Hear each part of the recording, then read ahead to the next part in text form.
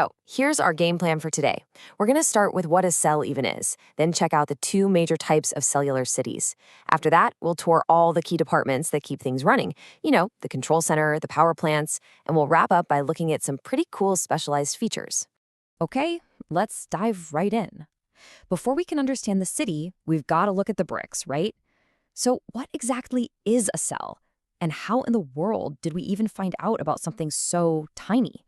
So, here's the bottom line.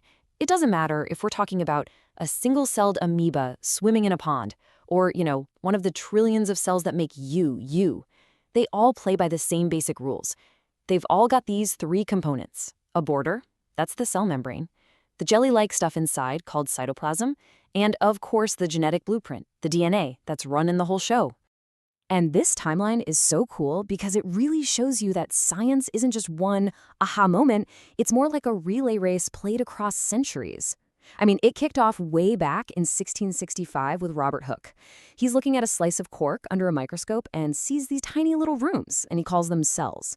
But get this, it took almost 200 more years of other scientists adding their own pieces to the puzzle before we got the full picture we have today. So it all boils down to these three big ideas, and they completely change biology forever. That last point, especially all cells arise from pre-existing cells, that was a game changer.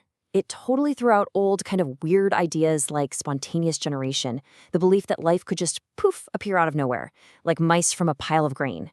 Nope, turns out life only comes from life. All right, next stop on our tour.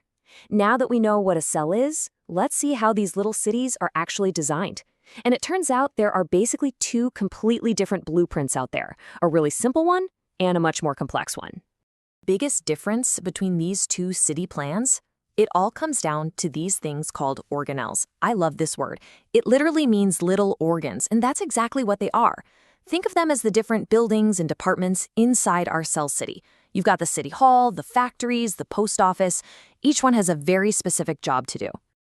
Okay, this table really lays out the great divide in the cellular world. On one side, you have prokaryotic cells. Think of these like a simple studio apartment. Everything's just kind of mixed together in one main room.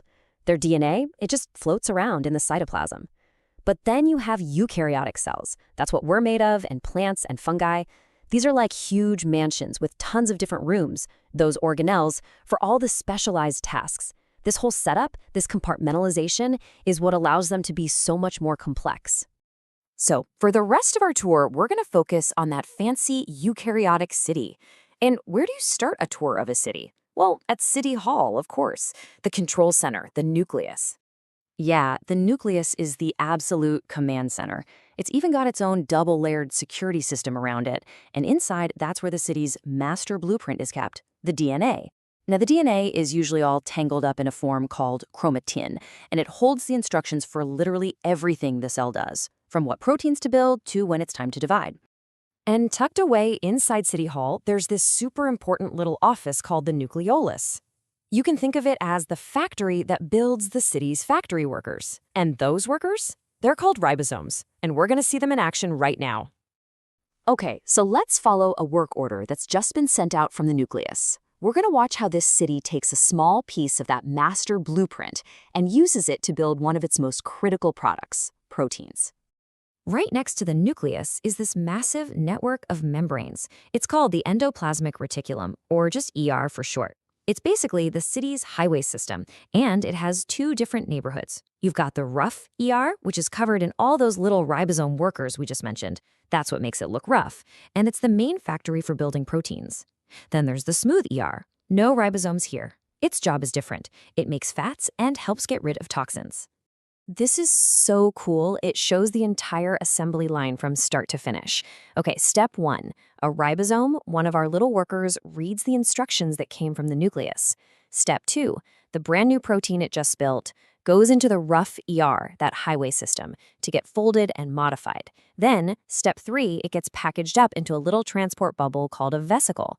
And finally, step 4, that bubble travels over to the Golgi apparatus, which is like the city's post office, for some final touches, sorting, and shipping out to its final destination. It's just an incredibly coordinated process. Of course, a city is way more than just factories. It needs utilities to keep the lights on and the streets clean. So let's check out the power plants, the recycling centers, and the storage warehouses that keep this whole cellular city humming. You've definitely heard this one before. The powerhouse of the cell. And you know what? It's famous for a reason. It is absolutely true.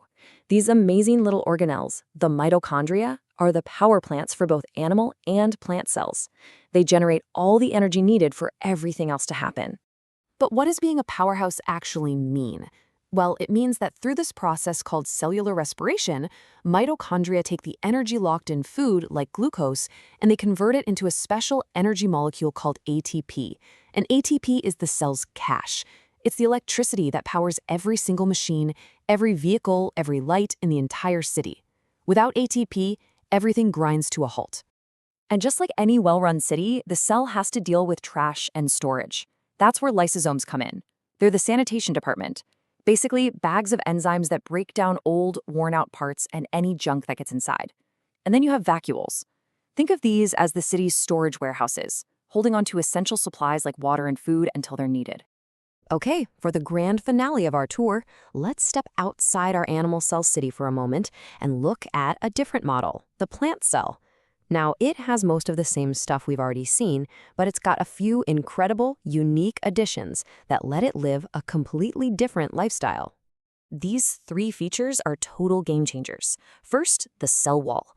It's this rigid layer on the outside that gives the plant structure. It's like its own skeleton, something animal cells just don't have. Then there's that giant central vacuole. It's basically a massive water balloon that pushes against the cell wall and keeps the plant firm. And maybe most important of all, chloroplasts. These are the cell's solar panels. They capture sunlight and use it to make their own food. Incredible. And here's a fantastic little fact to tuck away. While only plant cells have chloroplasts to make their own food from sunlight, they still have to turn that food into usable ATP energy. So what does that mean? It means they have two power sources.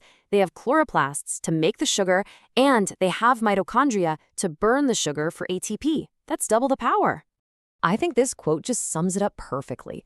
The cell isn't just a random bag of goo. It's a city. It's a masterpiece of coordination, this tiny, self-sustaining universe of microscopic machinery, all working together in perfect harmony.